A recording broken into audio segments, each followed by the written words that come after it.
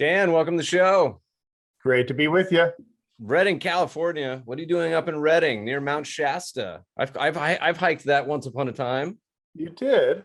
Good. Yeah, I did it too. It's worth the hike. It's got a great view, provided there's not smoke in the area, and we're getting a lot of that these days up here in Redding. No, we've been here since 2012. I moved my family here together with my wife. We have two boys. And we love clear mountain streams and rivers and lakes and mountain hiking and camping. We do a ton of camping. Are you?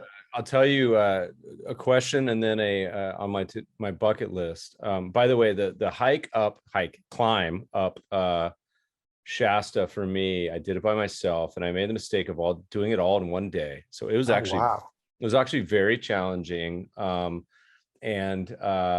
But I had a moment where you start at whatever time is in the morning, 3 a.m. or something. So I went to a movie theater in Reading or wherever it was.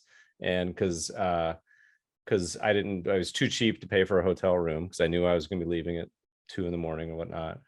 So I went to a movie, slept in my car, woke up and started walking in the middle of the night. And listeners, if you've never been hiking at night, it's a very discomforting feeling for the first 15 minutes and even the longer, right? Like, this is bear territory perhaps, and but it was like a full moon, and one of the most kind of spiritual, just memorable moments of my life was walking, and I just eventually turned off my headlamp, so you're just walking in the dark in this path, and then eventually you come out of the forest and you see Shasta with just stars behind it, and I was just like, wow, okay, this is super special.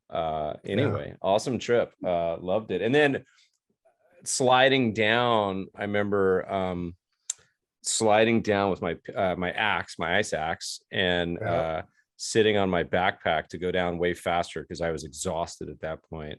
And then I remember very specifically getting to a speed where I thought, you know what, there's no turning back, but I'm going way too fast. And if you've ever seen those videos on TV of where people with like the ice axe through their leg, like I was having flashes of that. I'm like, I'm going to end up at this. It's going to happen. They're going to have a story.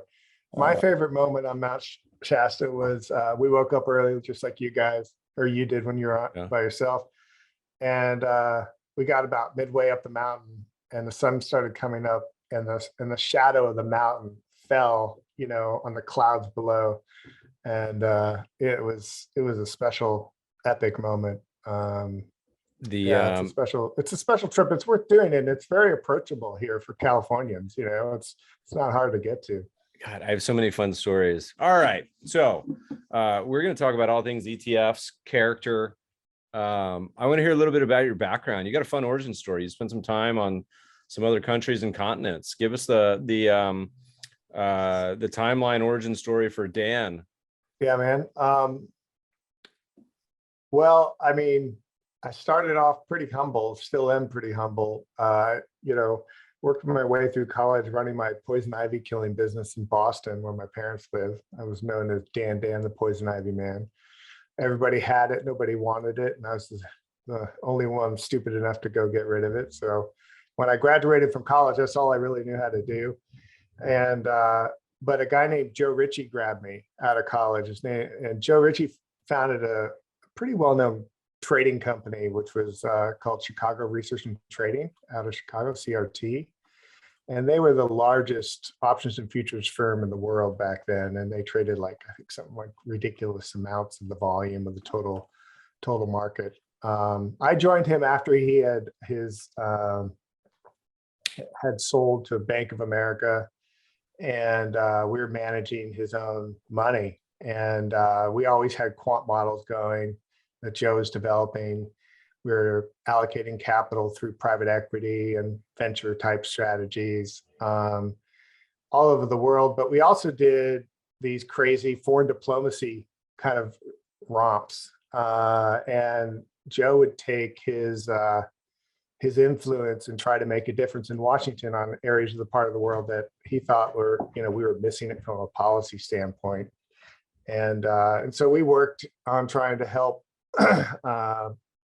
Iraq after the first invasion with the economic sanctions, working with the 3 religious leaders there. And then we were in the middle of Afghanistan pre 9/11. I was, 2 years before 9/11, Joe and I were working in Washington to try to on a strategy to overthrow the Taliban.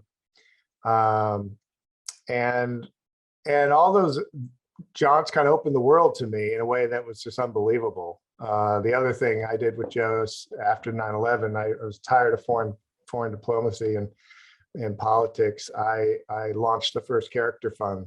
That's kind of what's based on what I'm doing today. And what's the year and the that was timeline? early 2000s. Yeah, the early 2000s. And it came from a conversation where Joe and I were sitting around, and he goes, "Man, I just wish I knew who the good ones were, like who the CEOs that actually have character, because I think that'd be an incredible long-term predictor of a performance of a company." And he was always coming at it from the standpoint of a trader. And he said, we could never, it's going to be difficult to out analyze Wall Street in every aspect and taking the known data pools and cut them in different ways. But I think we could be better than the market at understanding this one segment of the market, which is character. And at the time I was reading Colin's book, Good to Great. And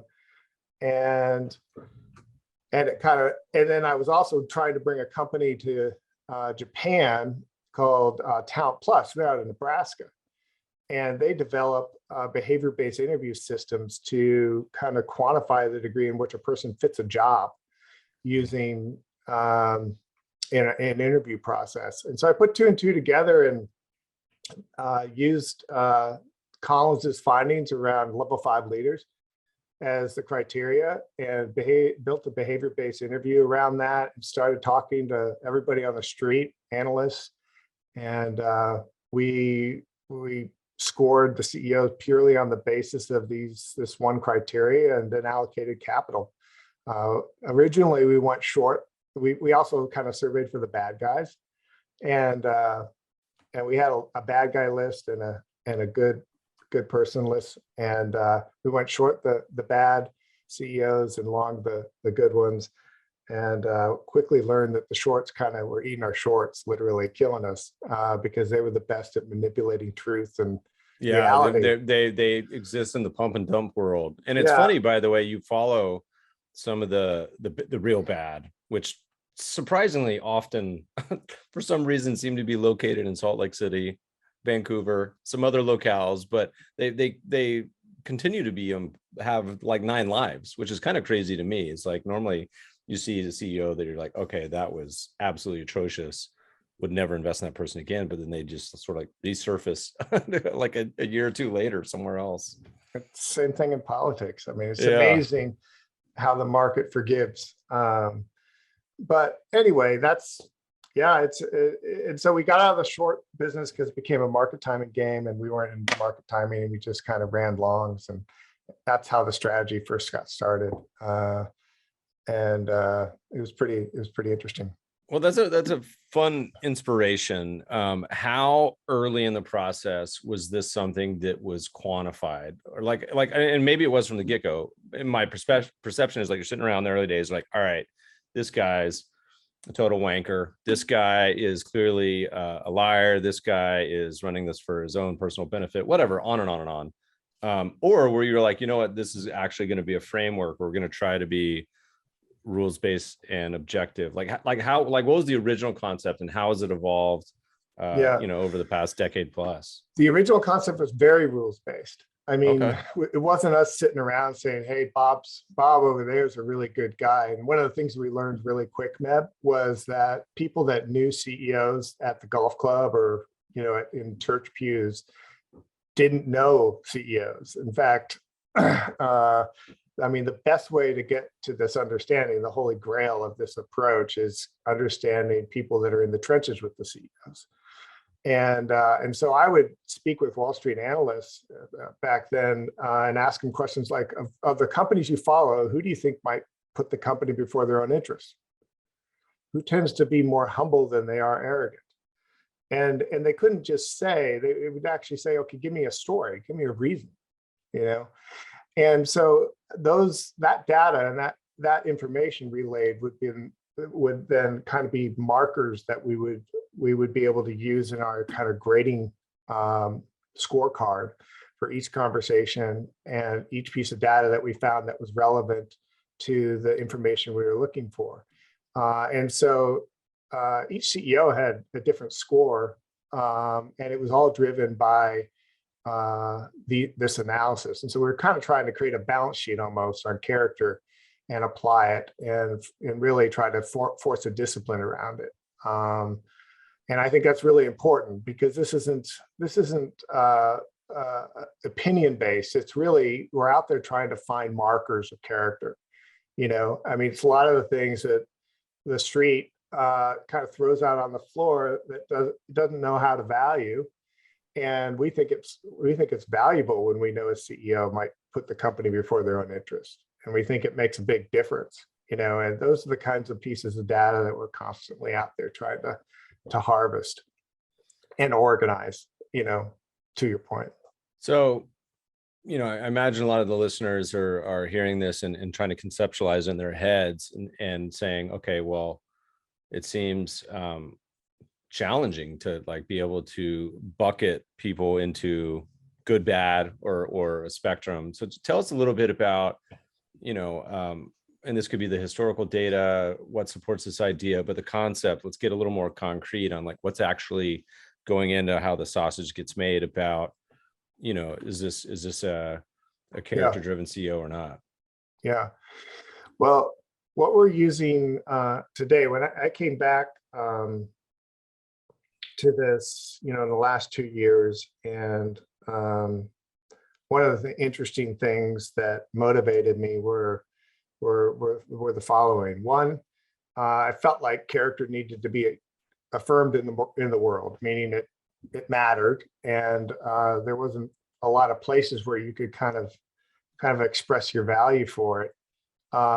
Two, I went and did some back tests on our earlier investment approach, and it turns out that that model that Joe and I developed together 20 years ago performed very, very well over the 20-year period, which was another kind of case in point and evidence that we're onto something. The other thing we tried to do is we tried to analyze it from a factors perspective as to why, and only 30% of the outperformance was explainable by traditional factors.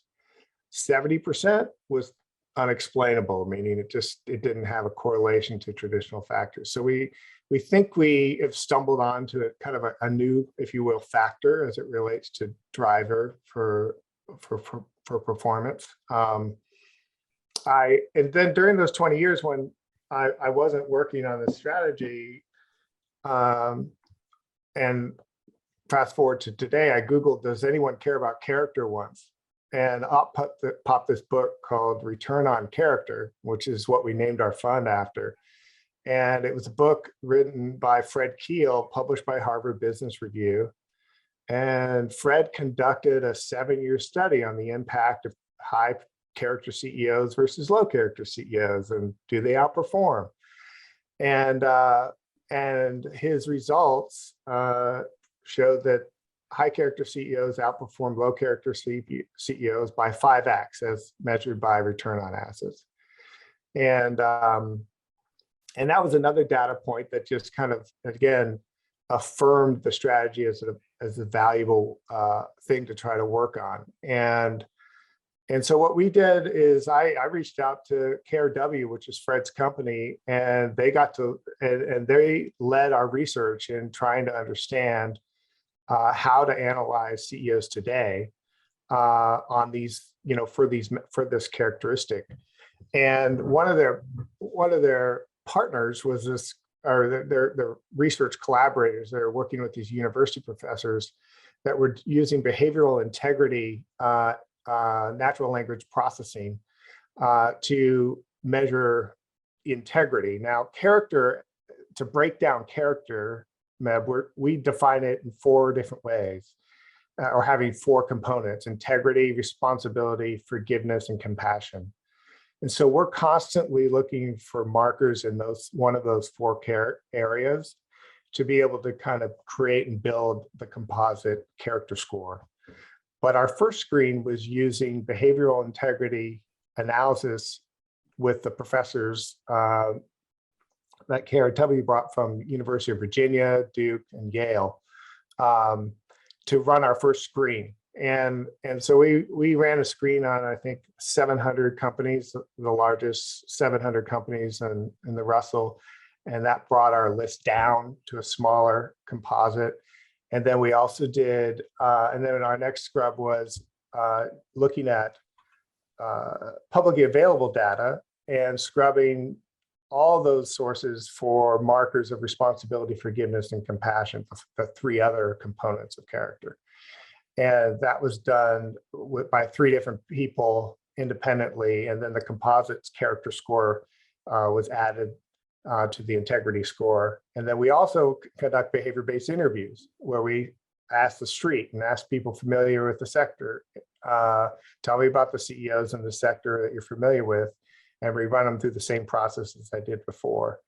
All these three inputs end up giving us a composite character score, which we use to weight the companies that we end up putting in the portfolio. So maybe this would be helpful for listeners. You don't have to give away the golden formula or anything proprietary, but it seems easy just to say, okay, like integrity, forgiveness, responsibility. But like, what does that actually mean when you're saying kind of on a quantitative level? Like how does that actually screen? Because to most people it probably sounds subjective, but you're doing an objective lens to this. Yeah. Well, I mean, sometimes it helps just to kind of understand what we mean by integrity, responsibility, forgiveness, and compassion as examples. I mean, integrity we define as telling the truth, keeping promise, acting consistently with the principles and values. Responsibility, taking responsibility for personal choices, scenarios where CEOs own mistakes, for example. Is that like language analysis or like in the K's and Q's? Like how do you think about that? We use CEO shareholder letters and conference call communications. And so we have over 30 years of shareholder letter analysis on most of the Russell 1000 that we use to do our first screen using behavioral integrity, like natural language processing. Got it. Cool. Yeah. So give me some more examples. Okay, so the integrity, that's like a language screen, but on the others, are they similar?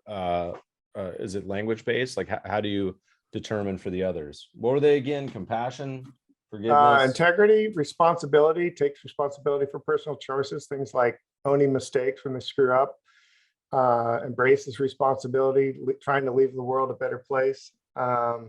Forgiveness, letting go of one's mistakes, letting go of others' mistakes, focusing on what's right, what's not wrong versus what's wrong. And then compassion is empathy for others, asking for help, empowering others, actively caring for others. And so we run screens for on Glassdoor for a lot of these markers as evidence rated by various different employees. We go after videos conducted with the CEOs and look for markers or examples of these three other characteristics. We also read articles on all these various different CEOs. And again, trying to look for these markers kind of popping up and finding evidence that, okay, we see this here, we see him letting go of mistakes or making a mistake and owning it, or a certain level of empathy and the way in which they responded to COVID, for example. All those things begin to kind of provide points and get points to be able to give us a level of confidence for those other three criterias that we're using. And then the same thing with behavior-based interviews. When you're sitting and talking to people, you're listening for these markers. And then when those markers are hit, you get they get documented and added to the composite score. Is it more that the positive signals, and it could be both sides, the positive signals really bubble up the best, or is it more like the negative ones kick people out? So like I'm just trying to think of like the megalomaniac CEO that maybe okay on a couple of these, but is just totally like has no self-awareness with Yeah. responsibility and blames other, like how does that actually, how does the composite sort of work? I mean, we could We spend like don't, 3 hours on this, by the way. I find this we don't fascinating. tend to focus on the negatives. I will tell you that the behavioral integrity screen that we use, um, the flag the Wirecard event. So that was an example of a big blow up in Germany, and this process flagged the negative there. Our orientation isn't around the negative. Generally, we just try to focus on what we call the Lint score, and the lower the Lint score, the better the results as it relates to behavioral integrity. And we aren't screening for negatives. We're just trying to spend our time and focusing on, who tends to lean this direction more than others. And the other thing too is like, we're not going to get it right 100% of the time, but we're diversified over 106 different companies and all sectors, market cap weighted. And, we just think that this will outperform over time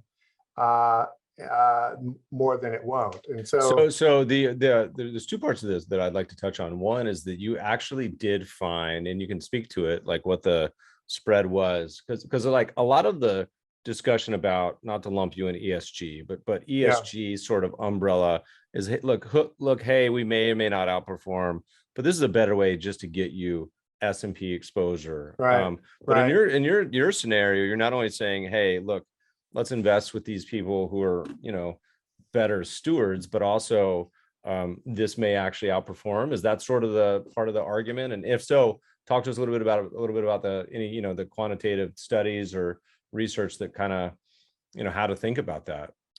Yeah. Well, no, our contention is that even if you don't believe in character, we think this is a good investment strategy because the research really kind of points to it.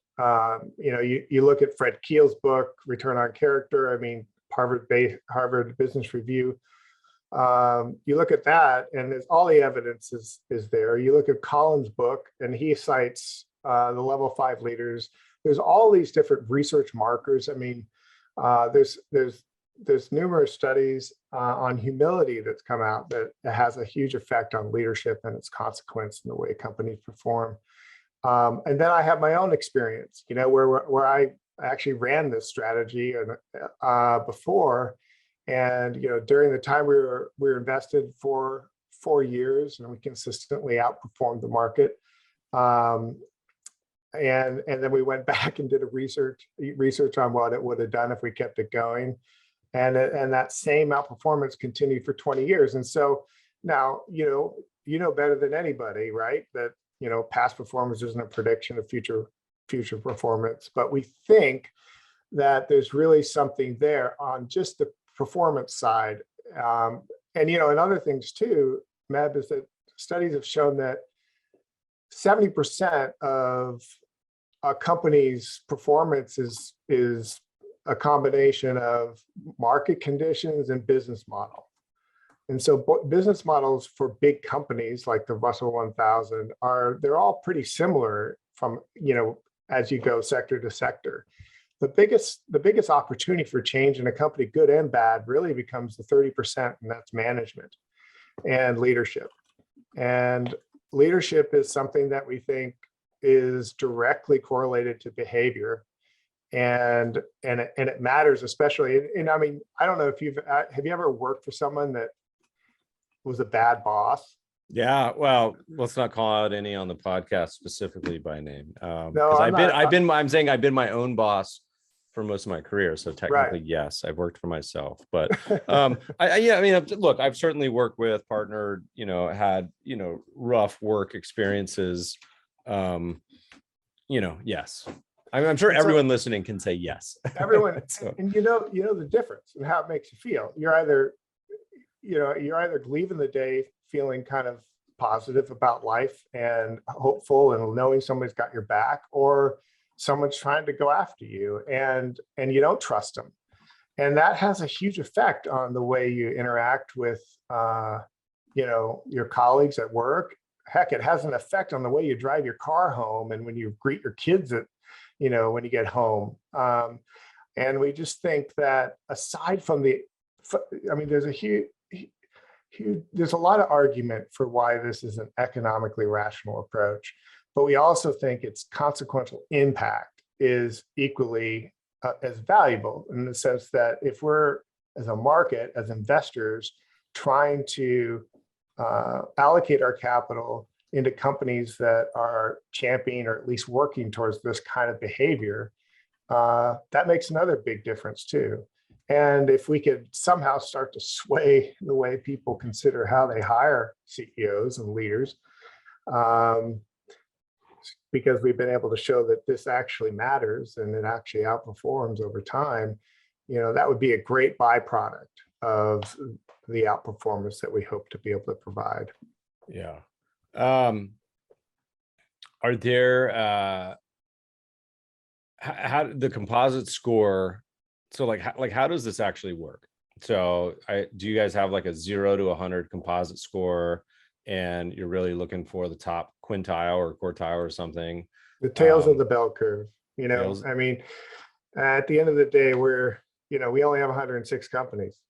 It's not like we have 500, right? Or 300. And what's the universe? Russell 1000. We only got data on roughly 700 companies. And we're staying, kind of in the larger universe, because we really want this to be a way to get market exposure. I mean, we have a slightly lower beta than the market. What's interesting too is that Fred's research on return on character showed that high character CEOs companies tended to have a higher return on equity and lower debt ratios. We went and conducted our analysis on our current portfolio, and our companies have the same kind of leaning as well. Lower debt, higher return on equity. We haven't been able to necessarily track employee engagement yet through our analysis, but that's another indicator that Keel identified as a consistent aspect of CEOs that tend to be on the higher end of the character curve.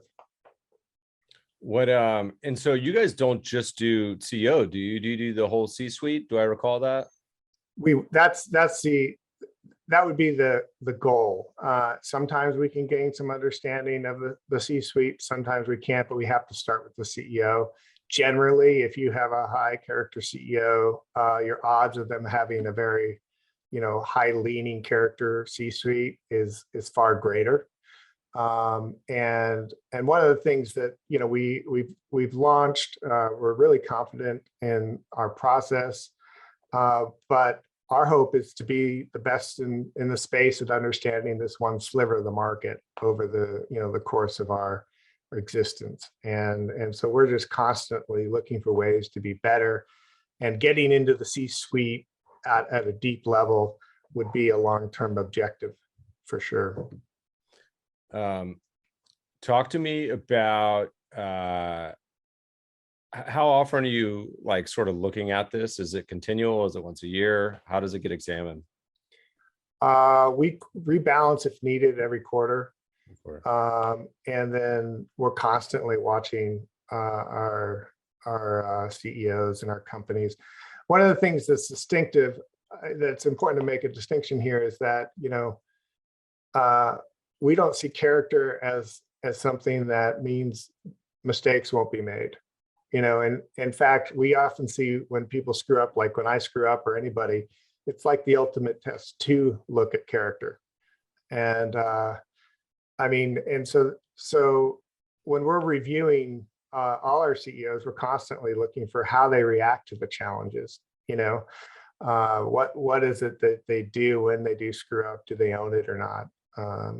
A great example of that would be when I first did this fund, I got to know Jim Sinegal at Costco because he popped up on the list as was one of our early CEOs.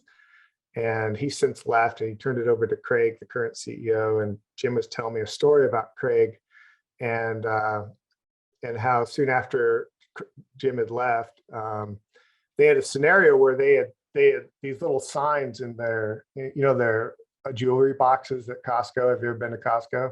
Yeah, but it's been a while. I don't know what's a jewelry box. A jewelry box is where they sell their diamond rings and everything else and watches and things like that. And they had a sign that said, diamonds cut like Tiffany diamonds. And Jim had expressed some worry about it, but eventually somebody forgot to put cut like and just put Tiffany diamonds in the case. And sure enough, Tiffany comes in, gets kind of upset, and they lawyer up, and Costco lawyers start to lawyer up, and Craig kind of steps in and says, wait a minute, we screwed up. We need to own this. We don't need to deny it. We need to own our mistake and make it right. And to me, like, that's an amazing example of character that bleeds into, not only his, but the company's reputation. And I think you see it played out in that company even today. It's those kinds of things matter. So a couple questions. You mentioned CEO transition. So what do? Do you just have to like restart the rankings all over? Or do you try to like what happens in that scenario where is it a subjective transition where you're like, okay, this gal looks pretty decent at 2? Like, how do you handle that? Which I assume happens not too infrequently. Yeah, no, we exit the position anytime a CEO leaves, and we have to run a new analysis on that, which takes some time. So we would, we would definitely, it's part of one of our conditions. And then, okay, and so how do you handle something like, okay, we got a highly rated CEO, and then they do something that would knock their score down. So I don't know, it's 2022, they get canceled for doing X, which was a bad behavior. So like whatever it would, that would trip your signal. Is it like an immediate, or do you then have to like apply a lens and say, okay, we need to examine this because maybe it's not what we think? Like, how does that play into the portfolio from that point? Well, we would definitely have to examine the situation to really understand exactly what the trip up was. But that would be done pretty quickly, and it wouldn't be done necessarily using analytics. We would use our own personal judgment on the situation, and whether or not we needed to pull that CEO from the portfolio. Yeah. What might be helpful is to maybe go through either some good ones and give some examples, and or some who's missing and give some examples. I think that might give us a little more concrete real world feels about what these guys and gals are doing. Warren and Charlie in there, they got to be good behaviors, right? Where do they rank? Yeah, they made it. Okay, good. I was going to say, or you're like, maybe they're peddling too much sugary drinks, and that takes them down on the sees candy, and it's just too wrong. But yeah, we don't have a lot of companies that are very controversial. Ironically, I mean, I think our most controversial company is a taser company. But how often that's a good question, is how often, like, because I imagine people listening, like, you're not actually applying the 4 criteria to the actual operating business too, are you? Like, is it, or is there some sort of spillover effect? Like, how does we're not really taking a moral filter on the actual industry or business, so that's another level, and it gets messy pretty quick, as far as everybody has different opinions, and some real life examples. I mean, there's some past ones that are great. Herb Kelleher at Southwest, Jim Sinegal at Costco. We had Claiborne Deming at Murphy Oil. Today, one of the things that's kind of an element of our process is that we don't necessarily dig into a lot of specific stories on the CEO when we really try to rely on our process. But one of the new CEO of or he's not too new, but of Microsoft has popped up as far as just transforming the culture of that company. UiPath CEO, Dan, is a really interesting guy. Their leading principle is humility as a company, which I thought was really fascinating as far as just an antidote of a type of company that we have in our portfolio. But we're constantly looking for additional inputs and understandings of current companies out there in the marketplace, and it's fun to learn. I mean, it's so fun looking for something good as opposed to looking for something bad. And it really is, it's exciting when you are able to start seeing a trend in a specific company and understand that, man, you know, these are people really working, trying to be better. We can talk about the bad. That's fine. Well, let's talk about it. And by the way, Kelleher, I used to have a quote of his hanging in my bathroom, and I'm gonna muck it up, but it said something along the lines of, we have a strategic plan. It's called doing things, or something like that, right? Like it's just like, it's such a Herb Kelleher quote that was so accurate. But let's talk about a few names. You can give me their rating or if they fall in or out. Elon, where's Elon sit as a CEO? Well, I tend to look at the Elons of the world as productive narcissists. Yeah. Ones that you wouldn't necessarily bet against, because in lots of ways, those guys are the company. So they'd always put the company before their own interest. And so, you know, he didn't make our list, but we don't like to go negative. We also don't like to talk about our list as being kind of a way to make other people look bad. We also don't see character as a fixed thing. You know, we think it can be developed.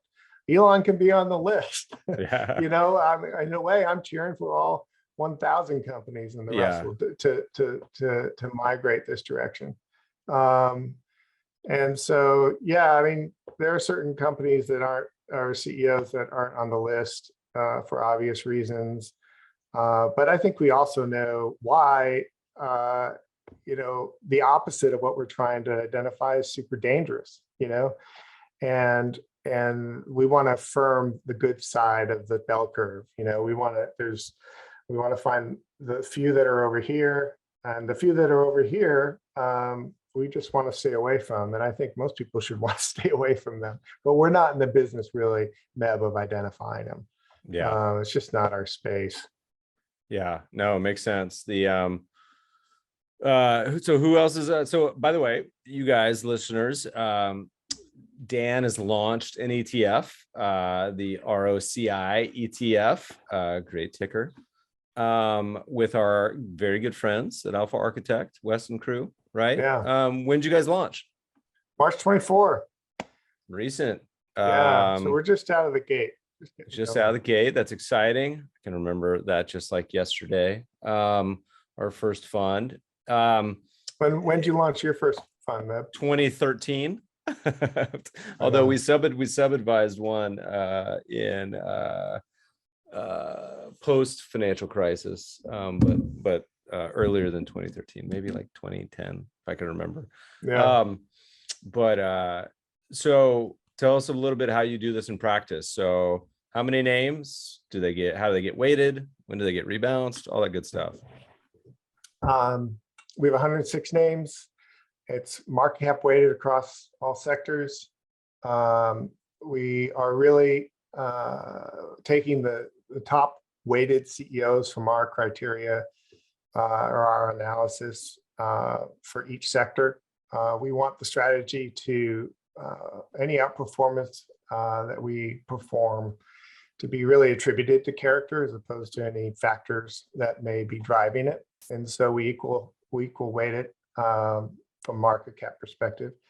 We rebalance as needed every quarter, and we're constantly monitoring and reviewing our list, you know, throughout the year. And also constantly looking for new CEOs, you know, as we go. Research is constantly in process. And it's designed, Meb, to be kind of a way to get market exposure, but only allocate your money to leadership in companies that are pursuing this kind of behavior. Instead of putting your money on the broader market, bet on character or invest in character, and we think you'll outperform over time. And also, it's affirming something that I think makes the world a little better. And that's kind of the value proposition, is we're trying to, in a way, almost create a character market.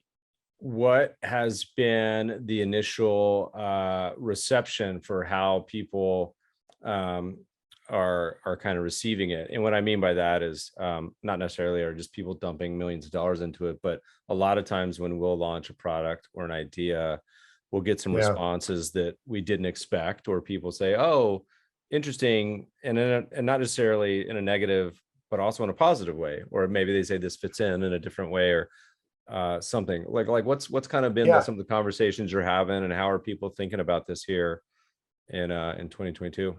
Yeah, well, it's interesting. In general, it's very rare where people don't like it.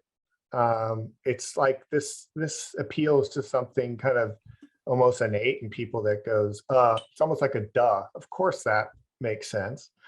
And the average investor, say people that aren't in the industry, absolutely love it. And they tend to always ask, how can I buy? And you have to explain, you have to go to your advisor and allocate portions of your current portfolio to ROCI. The sophisticated investors are constantly looking at it compared to everything else that they do, and I think they all like the premise. They want to see a track record over time, as most people would. And but there's a real broad and general openness to it. I've found so far.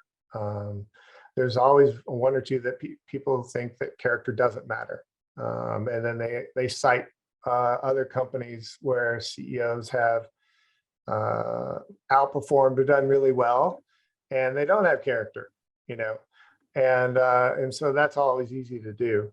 But in general, it's been very well received, and the main thing is it's just getting the word out that there's, now for the first time, we were the first behavior-based investment product I think the SEC's ever approved. And it's a kind of a new alternative where we don't quite know where we fit yet in the ESG world, but we certainly think it's relevant, and we're hoping that people also care about investing in character and see us as a way to do that. And that's a little well, bit it's fun because as you got a nice website that you're building out, and as I was smiling, as because it talks about the things that do matter, the things that don't matter: age, tenure, industry, education, career path, political stance, beliefs, religion, and family history, which I thought was great. That's all. It's all research-based analysis. The other interesting thing is that the 4 characteristics found that we define in this character: integrity, responsibility, forgiveness, and compassion, are also the characteristics in other cultures that are attributed to a definition of character. And so this isn't just say an American thing. I think most societies would recognize that those 4 areas brought together is kind of a representation of character. So we would love to someday take this, beyond America and go to Europe and Asian markets as well. Presumably, it should apply. No. Yes. I wonder how much cultural difference you see in some of these countries. I mean, not only could you weight globally, but you'll essentially end up with some country cultural ranks, I would assume, where some countries, just by the way that people are wired socially, that they may have lower weights on some of these. See, that's the thing that's interesting, is the research shows that telling the truth is linked to integrity. Taking responsibilities for when you screw up is linked to responsibility. Forgiveness, forgiving other people when they screw up, right? Compassion, empathy for others. Anytime those 4 characteristics kind of combined, it's generally defined, well, that person's got character, and I've talked to Fred Keel about this, and he says, it's almost like this universal rule that kind of runs through us all, that those things matter as it relates to how you define character. Like I said, the other things where you said don't, and it doesn't have anything to do with your behavior type or your, I mean, your personality type, for example, you're introvert or extroverted, or it doesn't matter. It can kind of come up in any kind of human being. Yeah. As you guys, like, I mean, it's interesting because there are a lot of additional avenues this could go, with different subsets of the globe. Yeah. As you think about, experiencing and refining the research in the coming, horizon, as you look out, what are some areas where you're kind of like, scratching your head or pondering in the Reading woods, where you're like, you know what, I wonder if we could incorporate X, or, I'm curious if these measures may correlate to Y. Like what are y'all thinking about, as you look out to the future? Well, when I look out to the future, I really go back to research and how we can be better at understanding this aspect of the market. And I can't help but think that, if you go on Amazon and you look at this pen, for example, they'll have like 20 reviews on this pen. People take the time to write their opinions. A dream of mine would be to be able to provide a way to start to provide a voice to people that are working in the trenches, and to be able to start providing perspective on the way leadership behaves, and culminating that data and using it as an informative way to allocate investments. That is something that, that I think about a lot, and how best to do that. Because I think there's a lot of people that have a lot to say about how they're treated, or their experiences at work, and it's so personal and relevant, that'd be great to figure out how to kind of unlock that in a more deep and sustainable manner. Yeah. How does the glass door effect, like anything like that, ever play into it, where you're like, look, the CEO says all the right things, Exactly. behind the scenes, this guy is a total tyrant? Is that something that ever surfaces, or you ever like think about? I But had also, once. like, at the same time, the glass door is totally unreliable, because it could be a bunch of employees that just got fired. Right. I mean, I had one scenario where, these, I just call it Christian leaders, said, "Hey, this CEO is just incredible. He's got incredible character." But then all my analysis on the CEO showed that he was more like the general and a few good men that put the fear of God in all subordinates, And so you quickly learn that, the way these people behave, CEOs behave at the golf club, is not indicative of how they behave in the trenches. And so the more that we can refine our analysis using a variety of different tools, Glassdoor reviews are great as a point of consideration, not the point of consideration. The better we'll be at understanding this. And I think there's a lot of tools that are available today that they haven't been in the past, that can help us gain both an understanding of this aspect of companies, not just from the standpoint of, say, natural language processing, artificial intelligence of behavior of language, but also just people's ability to freely, express information. And those are all things that I think and hope that we can develop over time and really improve upon and make us smarter. And also, what's be kind of fun is that, it starts to show an effect, like CEOs actually think twice before they are, behave poorly, because behavior starts to matter. And that would be a neat byproduct.